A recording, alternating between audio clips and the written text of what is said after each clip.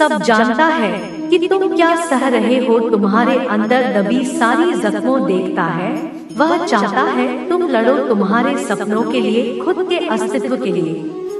फिर सारी परीक्षाएं खत्म होगी, जिंदगी तो तेरे संग चलेगी। बस तुम रुकना मत, जहाँ भी रहो लोगों की जरूरत बनकर रहो, बोझ बनकर नहीं। आपके कद्र वो करता है जो आपसे मोहब्बत करता है, वो नहीं जिससे आप मोहब्बत करते हो।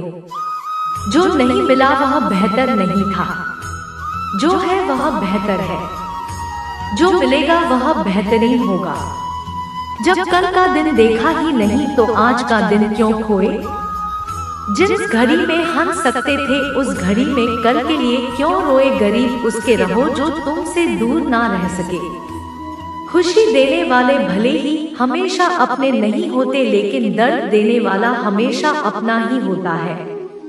जिंदगी में कभी भी किसी बात पर तनाव लेने का कोई फायदा नहीं होगा, क्योंकि अगर तनाव लेने से इंसान सफल होता तो सबसे ज्यादा सफल दुखी लोग ही होते।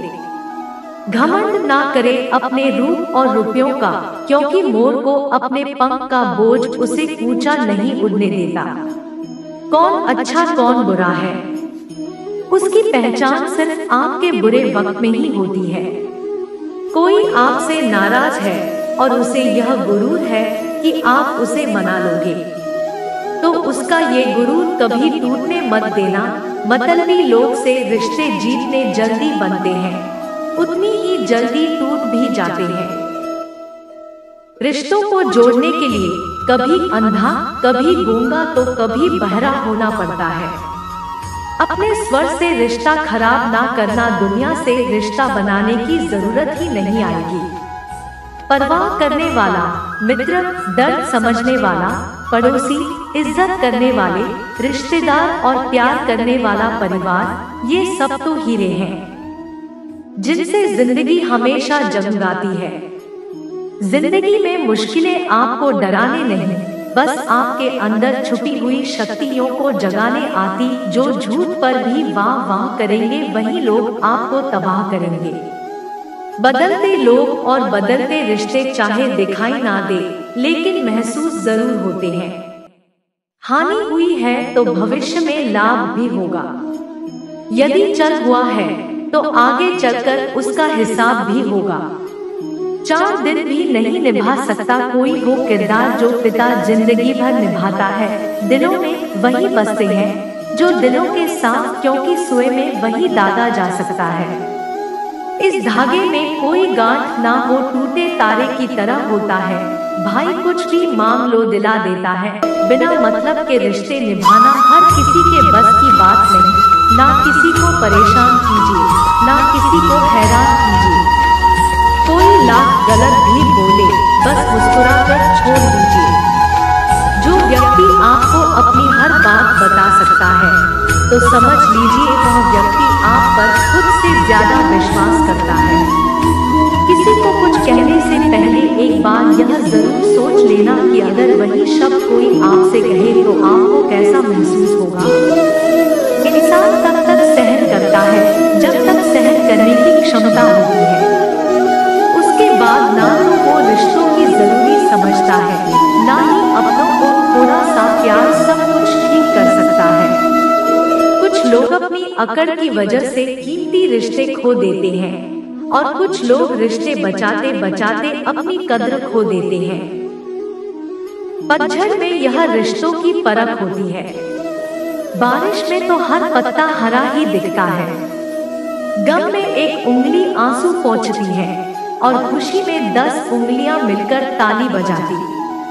यही तो है जिंदगी। दुख में कोई नहीं, सुख में सब साथी, पर करने वालों के साथ नहीं, समझने वालों के साथ रहो।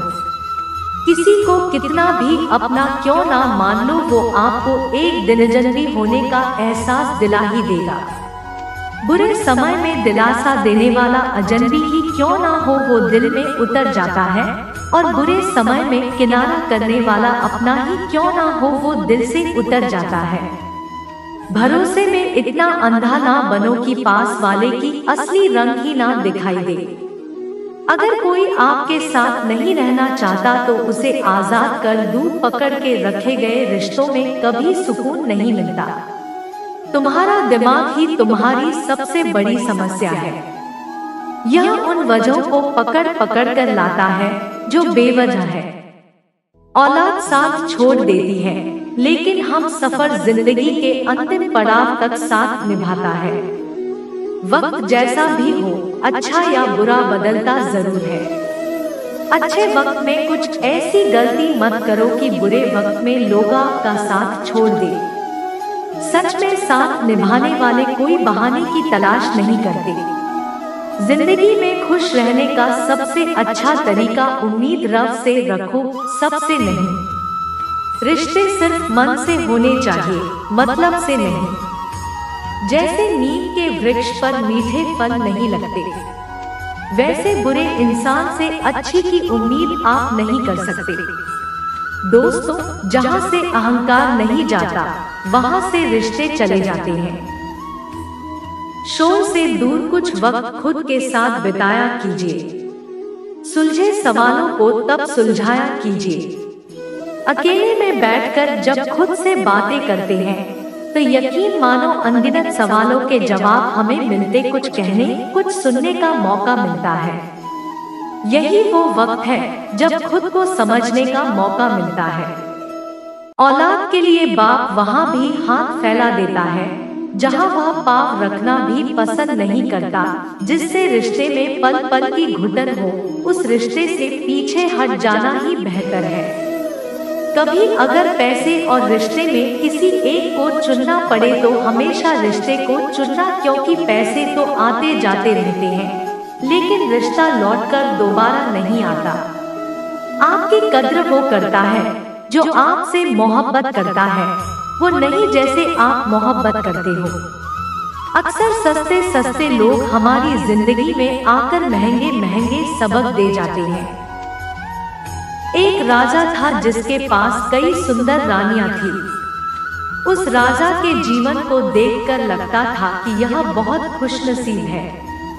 इसके बाद सब कुछ दिन राजा अचानक बीमार पड़ गया। राजवैद्य ने राजा का इलाज शुरू किया, लेकिन दिन भरते दिन राजा की तबीयत बिगड़ने लगी। फिर एक दिन राजगुरु आए और राजा को अकेले में बताया कि इस बीमारी का इलाज संभव नहीं है। ये आपका आखिरी समय। राजा ने विचलित स्वर में पूछा कि मुझे अब क्या करना चाहिए? तो राजगुरु ने कहा, यह शरीर छोड़ने के बाद आप दूसरे लोक में जाओगे। अगर आप चाहो तो अपने साथ एक इंसान को अगले लोक में ले जा सकते हो। राजा ने सबसे पहले अपनी चहेती सुंदर रानी को बुलाया। राजा उस रानी से बहुत प्यार करता था। रानी को दिन भर बिहारा करता था। राजा ने रानी से कहा, मैं कुछ ही दिनों में यह शरीर छोड़ने वाला है। राजगुरु ने कहा, कोई एक प्रियजन मेरे साथ चल सकता है। तुमने हमेशा मेरा ध्यान रखा, मैंने हमेशा तुमसे प्यार किया, क्या तुम मेरे साथ मरकर दूसरे लोग चलोगे? पहली रानी मरने की बात सुनकर डर गई। उसके हाथ पैर कांपने लगे, आंखों में आंसू भरकर बोली, मुझे मृत्यु से बहुत डर लगता है। इतना कहकर वहां से भाग गई। राजा रानी के व्यवहार से अचंभित हो गया, लेकिन उसके पास कम समय था। राजा ने दूसरी रानी को बुलाया, जिस पर राजा को बहुत अभिमान था। राजा हमेशा अपने भ्रमण पर लेकर जाता, क्योंकि वह बहुत भाग्यशाली थी।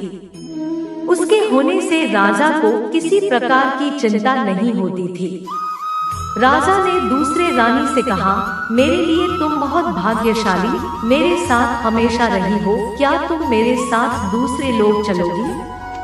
रानी ने कहा, महाराजे मरने के बाद मैं आपके किसी काम नहीं आऊंगी। हमारी शादी से पहले एक साधु ने आशीर्वाद दिया था, मैं अपने पति के लिए भाग्यशाली रहूंगी, लेकिन विधवा होने पर ये आशीर्वाद खत्म हो जाएगा। इसलिए आपके जाते ही मुझे दूसरी शादी करनी होगी। इसलिए मुझे माफ कर दीजिए, मैं आपके साथ नहीं चल सकती। रानी का जवाब सुनकर राजा का अभिमान टूट गया, गहरी सोच में डूब गया। इस कठिन मौके पर आखिर मेरा साथ कौन देगा? राजा ने तीसरे रानी को अपने पास बुला। ये राजा को तीसरे रानी पर अटूट विश्वास था, क्योंकि तीसरी रानी ने हर परेशानी में, सुख दुख में राजा का बहुत साथ दिया। राजा ने रानी से कहा, हम सुख दुख में हमेशा साथ रहें। मुझे दूसरे लोक में तुम्हारी जरूरत पड़ेगी, क्या तुम मेरे साथ चलोगे?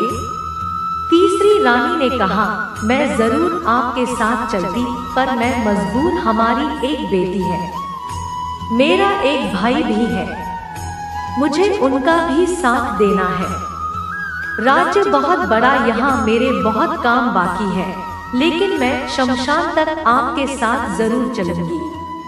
मैं आपके अंतिम संस्कार को अच्छे से पूरा करवाऊंगी। जवाब सुनकर राजा का दिल बैठ गया, जिस पर खुद से ज्यादा विश्वास था। उसने भी साथ चलने से मना कर दिया। राजा का आखिरी समय नजदीक आ रहा था।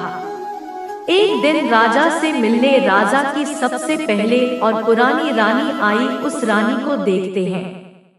राजा ने कहा, प्रिय, मैंने तुमसे पहले शादी की थी। जब भी मेरा मन दुविधा में होता है, मैं तुमसे बातें किया करता हूँ।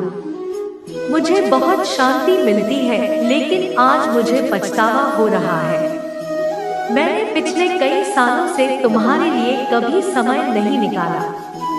मैं सच में बहुत दुखी हूँ। अच्छा हुआ तुम मुझसे मिलने आए। इससे पहले कि राजा कुछ पूछता, पहली रानी ने शांति से कहा, मैं आपके साथ चलूंगी, मैं कभी आपका साथ नहीं छोड़ सकती।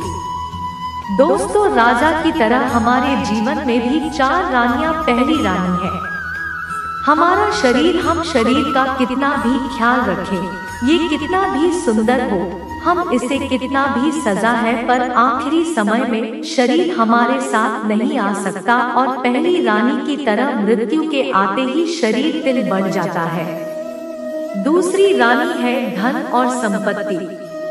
हमें धरना और संपत्ति पर घमंड और भरोसा होता है कि यह बुरे समय पर काम आएगा, लेकिन दूसरे रानी की तरह कभी यह एक जगह नहीं टिकता। आपके जाने के बाद किसी और के पास चला जाता है।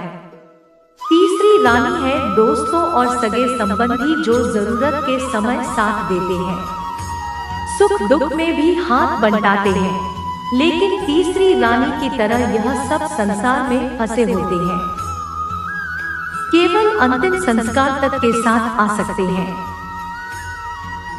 चौथे रानी है आत्मा या मन की शांति, जो पूरे जीवन का स्रोत है।